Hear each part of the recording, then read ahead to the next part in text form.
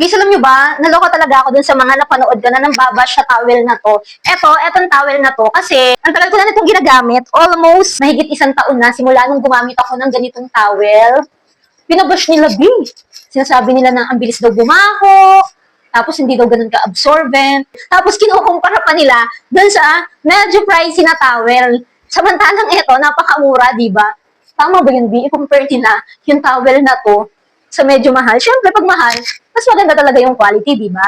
Pero basic experience ko, kahit 1 week na itong nasa CR namin, hindi ko pa nilalaban. Hindi naman siya, never siya namaho. As in, katulad nito, ang bukas, 1 week na to, ang bango pa rin niya. Hindi siya bumaho. Minsan pa nga, nakakalimutan ko itong labahan kasi every week ako naglalaba. Nakakalimutan ko itong labahan minsan. Dalawa lang kasi yung ganito ko, palitan sila. So, every week nilalabhan ko. So, pag nakalimutan ko itong isa lang sa washing, umaabot pa talaga to ng 2 weeks, B, pero never siyang bumaho, yung sinasabi nilang bumabaho. Pero sinasampay ko lang to sa loob ng CR namin, B, pero ayun, amoy kulog daw, amoy something, ganun, never kin-experience.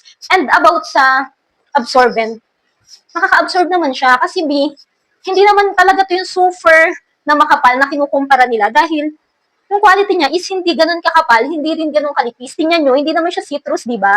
Hindi nyo ako nakikita, di ba? O, naloka lang ako sa mga nambabash na towel na to kasi gusto ko tong towel na to, B. Siguro kanya-kanya talaga tayo ng mga gusto.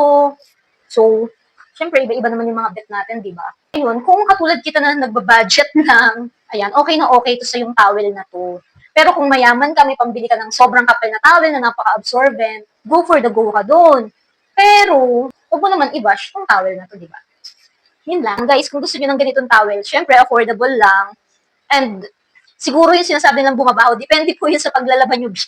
Kasi, hindi talaga siya bumaho sa akin. Depende, I think depende sa paglalaba, tapos sa location kung saan nyo siya sinasampay. Ganon. So, yun lang, kung gusto mo ng ganitong towel. Ayan, malaki to, B. Yan, sakop na sakop yan, ano mo, pag inano mo yan sa katawan mo, B. Kasi, malaki siya.